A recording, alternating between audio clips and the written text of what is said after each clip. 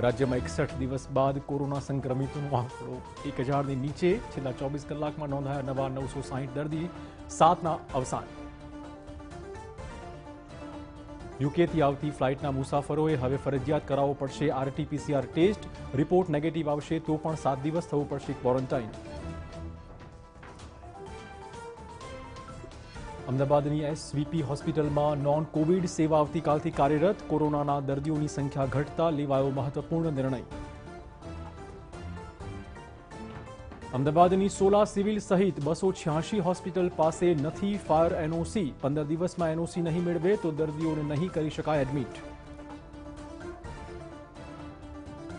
ચાલુ વર્ષના શૈક્ષણિક સત્રમાં નહીં શરૂ થાય શાળાઓ। ધોરણ 1 થી 8માં માસ પ્રમોશનની વિચારણા। થઈ શકે છે 9 થી 12ની પરીક્ષા અંગે કોઈ જાહેરાત।